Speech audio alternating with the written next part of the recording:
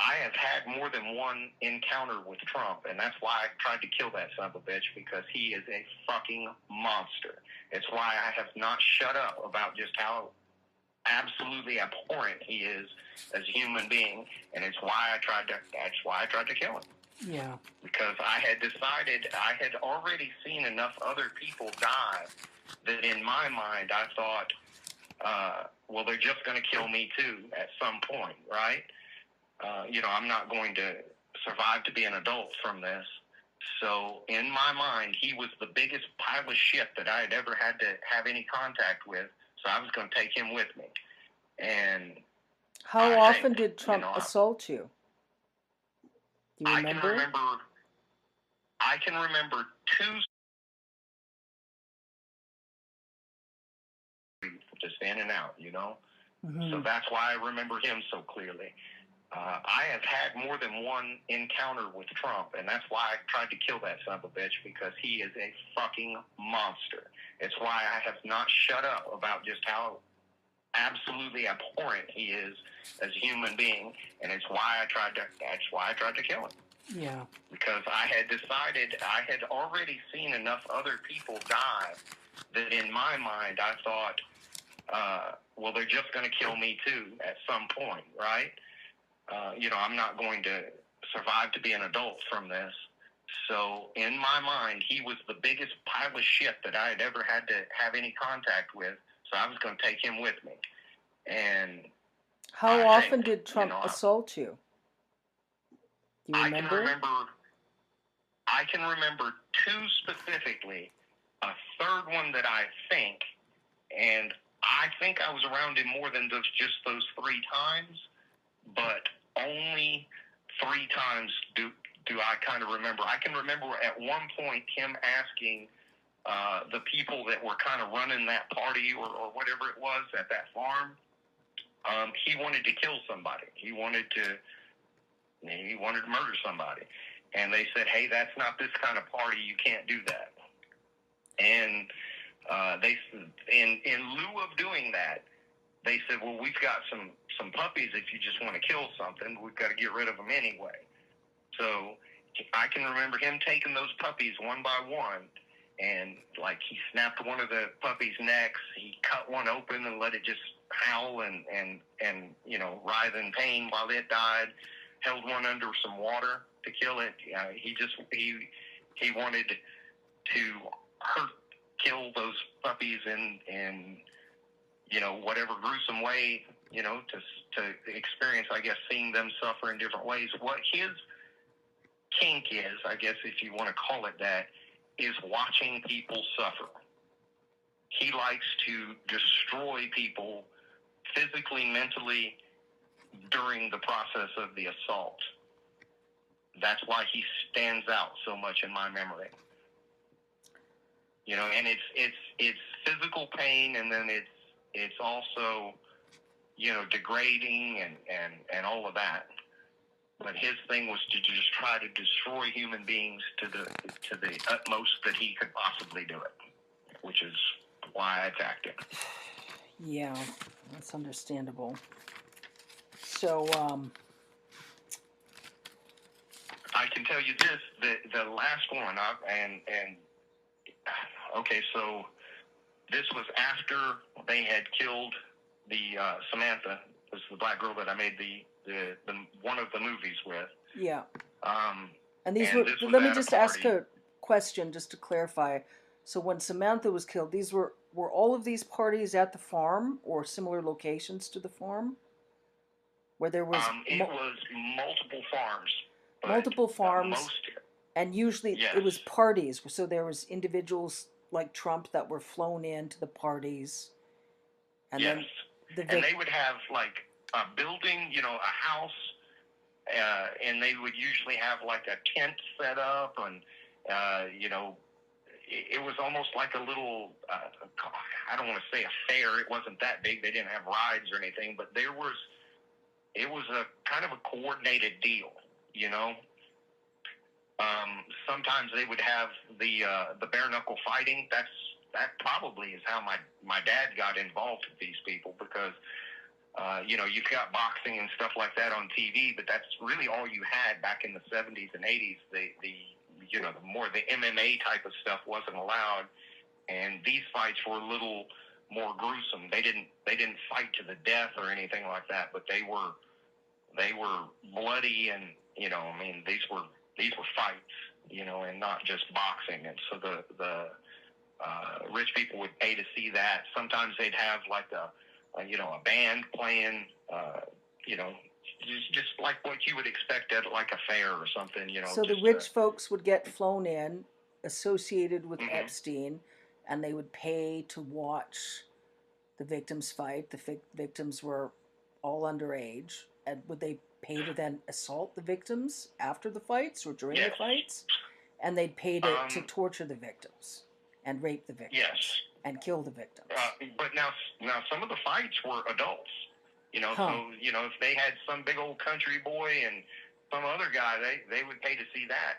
They would also pay to watch the kids fight, and they did pay to watch me fight. I would fight other kids, and my dad was my initial trainer for me to learn how to fight. I would later go on to be a boxer, an amateur boxer. But that's how I got my start in all of that. So, yes, they would have paid for that. And the experiences were different each time. There wasn't like a set thing. You never really knew what was going to happen. So, part of it, a lot of it just comes down to money, So if they offered $5,000 to have sex with me, then my dad was willing to do that. Whatever the dollar amounts were, I don't know. Sasha, that isn't sex. That's sexual assault. Right. I mean, I just want to say something first.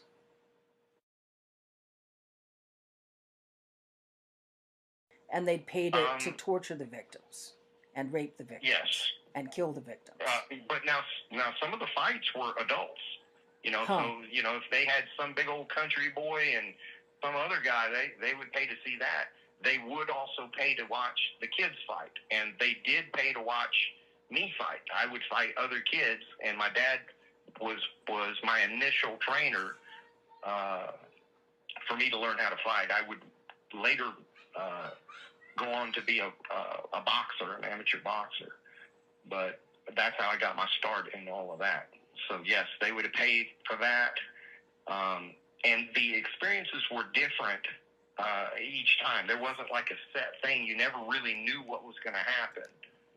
So, part of it, a lot of it just comes down to money, So if they offered $5,000 to have sex with me, then my dad was willing to do that. Whatever the dollar amounts were, I don't know. Sasha, that isn't sex. That's sexual assault. Right. I mean, I just want to say something first. I think you're extremely brave. You behave extremely strong, like a warrior. And I just want to stop and say it's important to me to say that, because a lot of folks, wouldn't even survive such trauma, but you've survived, and you conduct yourself with dignity and gracefully, and it's important to me to say that. I hope you know that. I hope you have a sense of your own honor and chivalrousness, especially what you told me in terms of drugs they used on you and how they lured you, drugged to behave monstrous towards other kids. I understand the context. I can remember. I'm sorry, I didn't mean to interrupt, but I can remember some arm of law enforcement showing me video of me harming one of the people that they were filming me with. Now, I don't know how that came about, whether they drugged me and I lost my mind, or they told me to do it. I don't know the circumstances, but I can remember being in that room and them saying, well, you did this. And it may have not even been law enforcement. It may have been, like the people that were running that. But I can remember being really upset because I had no recollection of having done that. It was me in the video, and I was beating a girl senseless. And I didn't kill her or anything like that, but I you know. Yeah. So, and I have a feeling, this part I can't prove because I only have my own experiences, but what the whole thing seems to be is that they first abuse you, then they get you on film abusing others, and now they have you trapped as well.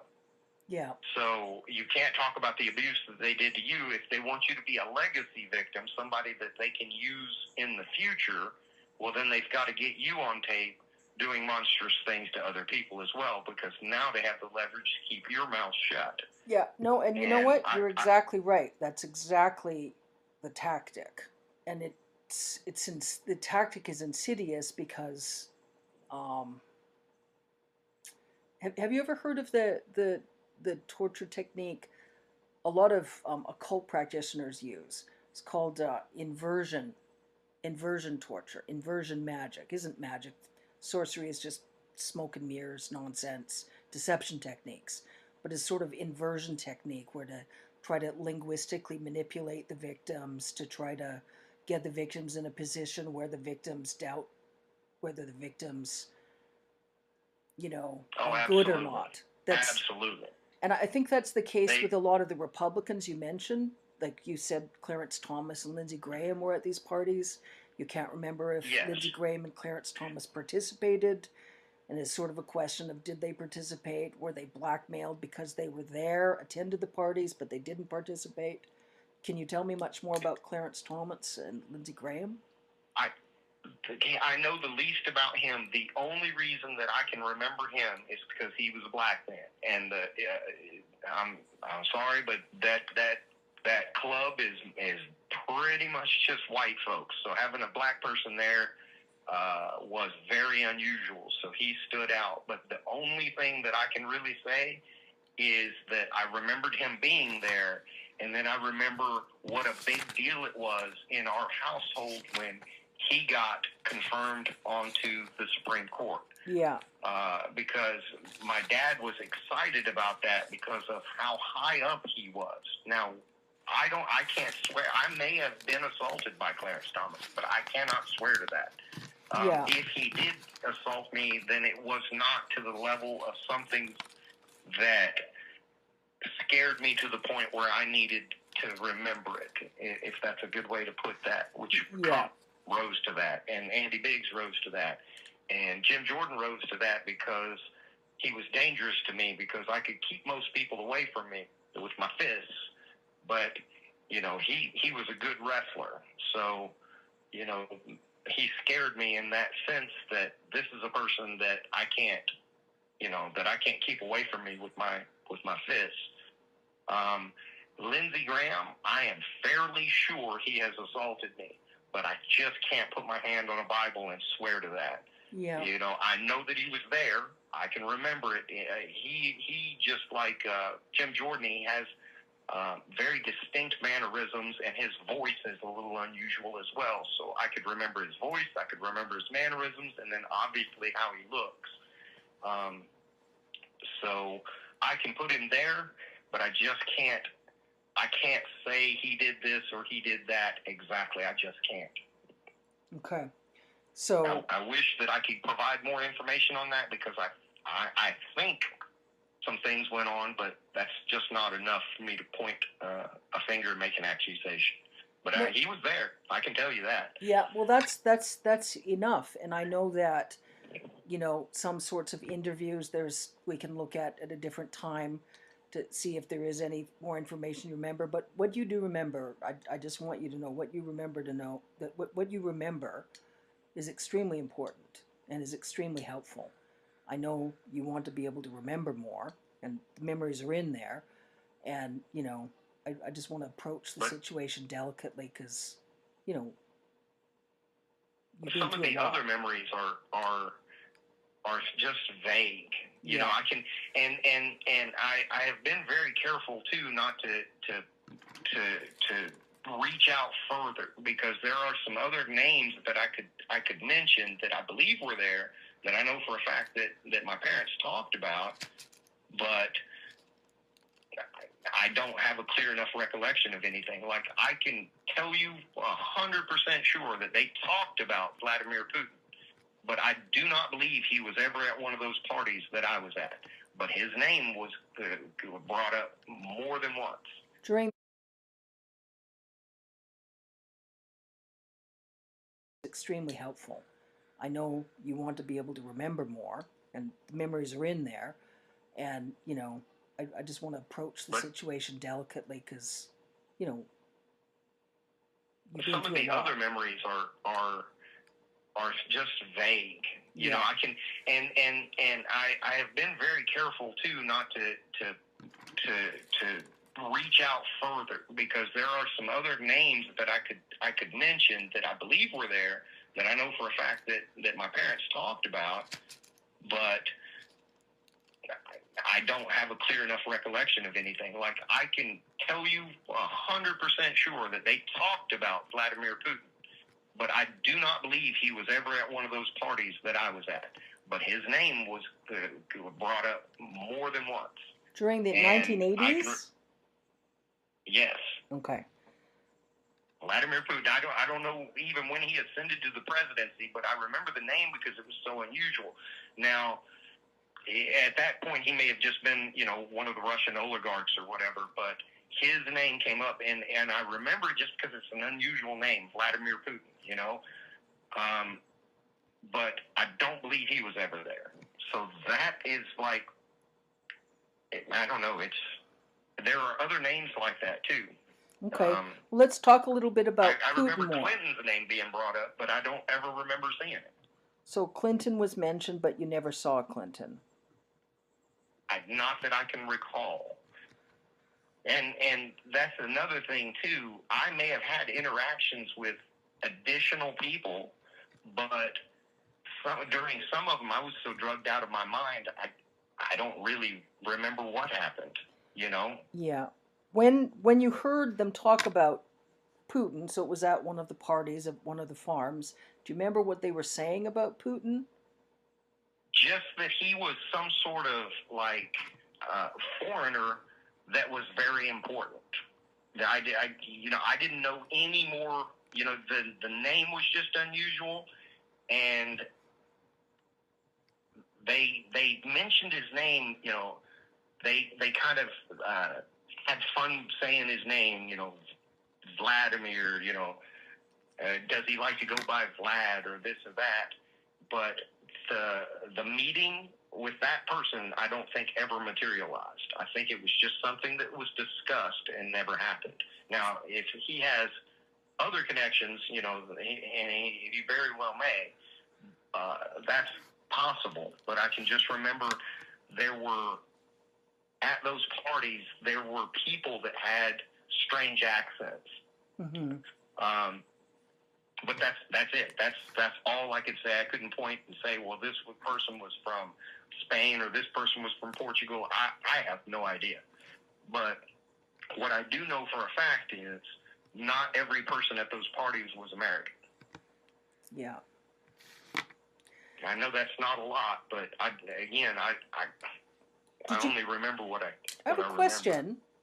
With Trump, I mean with Putin, did you get the sense that the party attendees, that the clients were interested in Putin? There was something they wanted from Putin. They thought they could get money from Putin, influence from Putin. Did you have any sense of that? The only sense that I had was that this was for the rich people, regardless of where they were from. So at this point in my child brain, I knew that there were rich people, and those people got to do whatever they wanted, and then there were poor people like me, and those people, you know, that was the dynamic. So, you know, that's it. I never heard them say anything about blackmailing and stuff like that, but I can remember them showing me a video of me doing bad stuff, and then I can remember people telling me that if I ever talked about it, what I had done was illegal too. And a lot of that was just bullshit because I was just a kid and they were making me do this stuff. Yeah. But talk about malevolent hypocrisy, dude. They were just utterly grotesque. They were trafficking you, they were assaulting you, they were drugging you, and then they were trying to they were trying to make me feel guilty about any of it happening. You. Exactly. When you were in a situation because they were trafficking you. The last encounter with Trump, the one where I injured him, was the one that I remember the most vividly. And this was the setup for that. I can remember my dad, before we went to the farm, this was when we lived in Enterprise, Alabama. Yeah. So it would have been about 81 to 82, somewhere in there, maybe as late as 83. But he said there may be somebody that you know there. And I can remember the look on his face, and it scared the shit out of me. But anyway, when I got to the farm, of course, I'm scared at the farm because I don't know what's going to happen. But the first person that comes up to me is a girl named Patricia. This is a girl that I had been trafficked with before. And she came running up to me and, said hello or whatever. She was about my same age, around 12 or 13. And I can remember my dad saying, well, why don't you guys go run off or whatever and have fun? And I can remember not knowing what to do in that instance because, these parties weren't for me. I wasn't. And then he said something to the effect of, no, it's not like that for you anymore. You're a man now. You can just go out and have fun. Well, we went to go have sex. So we went and found a room and started having sex. And while we were having sex, people burst into the room. It would have been 4, 5, 6 guys, big guys, adults. At least one of them had a gun. I think 2 or 3 of them had guns. But they came in, they assaulted her, they beat on her, and then they shot her while she was still in the bed. They didn't beat or assault me, but what they said was, if you don't do everything that the next person coming in here wants, we're going to shoot you just like we did her. And I can remember them having like an argument because they shot her in the bed and then they had to go find another mattress. Well, that's when Trump came in. So that's why I remember him so vividly. And it was at that point I had already decided they're probably just going to kill me anyway. I'm going to take him with me. And I tried, but I did not.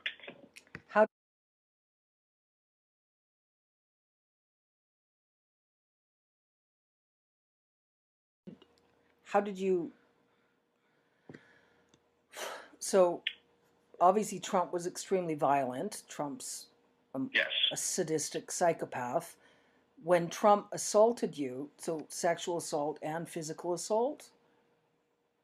Yes. So, and at one point, I kind of acquiesced to whatever sexual things that he wanted to do. But at some point, he wanted me to have sex with him. So he laid down on his stomach, and there was a wooden tent stake that was in the room, and I had been eyeballing it as a weapon. And what I did was put the condom on the wooden tent stake, put it inside of him, and I kicked it as hard as I could. And that's why he had to get life flighted out, because I ripped him open. I'm sorry. Do you ever watch the movie The Equalizer? No, I haven't seen it. Denzel Washington, sort of like justice when everyone involved in American law enforcement can't get any justice. That would be a sort of situation, obviously. I laughed because there's poetic justice there, Sasha. Well, that was what facilitated. Not only did I get really assaulted by Andy Biggs, I also got assaulted by like an entire party's worth of people. They took... After Trump was airlifted out? Yeah, a whole nother party. So they took me to another party after that, and because I had done that to one of those rich people, they took me from like station to station, and they could do whatever they wanted. Most of them just beat on me. I can remember me standing there. I'd already gotten beaten up, I don't know, 5, 6 times, and I can remember somebody urinated on me, and I said, "Thank you for not hurting me." And he just hauled off and punched me in the side of the head and knocked me out. I can remember leaving that party, and my dad was just kind of dragging me out of there. It was another instance, just like with Andy Biggs, where I got beaten to the point where, the room was spinning. I was nauseous, probably throwing up, maybe some broken bones, badly. And how many perpetrators did you say again? 20 to 40? 25 to 40 perpetrators? People that were there, yes. I would say probably 8 or 10 that just beat the absolute hell out of me. And some of them probably sexually assaulted me, but I can't remember. I can remember getting hurt, just getting beaten up and, Was that before you tried to defend yourself from Trump or after? Do you remember? That was after. That was as a punishment, if you want to call it that. What happened at that party was part of the punishment, and then I can remember them saying that this is the last of it when I had to go see Andy Biggs, but Andy Biggs almost fucking killed me. So I remember him to this day. So when Andy Biggs almost killed you was after Trump as well? Yes. Okay. After Andy Biggs was after Trump.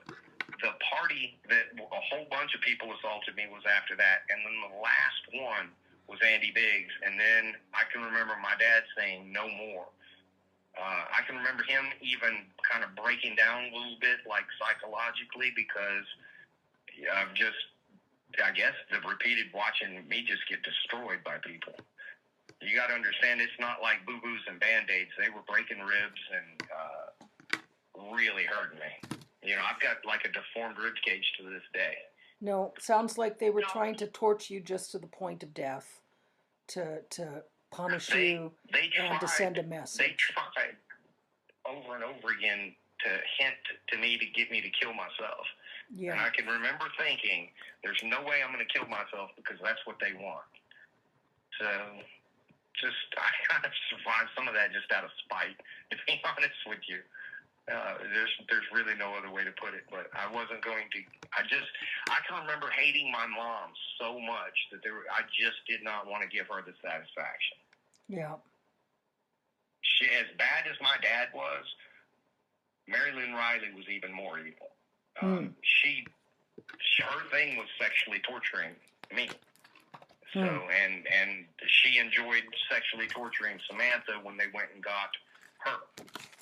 And Samantha was the runaway that William she lived in a brothel, basically a house where they had 4 or 5 underage girls that they had scooped up from wherever they got them from, and they would use those girls at these parties. Well, at one time they sent me to go be a part of that brothel.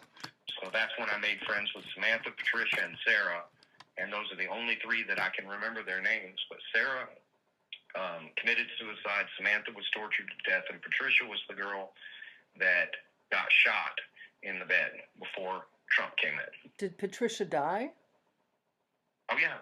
Yeah. Yes. So Samantha, Patricia, and Sarah, and all 3 died? Yes. Yes. So Samantha was the runaway that was murdered by your adoptive parents. Yes. Patricia committed suicide. Sarah committed suicide, and Patricia was murdered in the bed before Trump came in. And then they threatened you and said to let Trump do whatever Trump wanted to do to you, or they would shoot you in the head as well. Yes. Yes.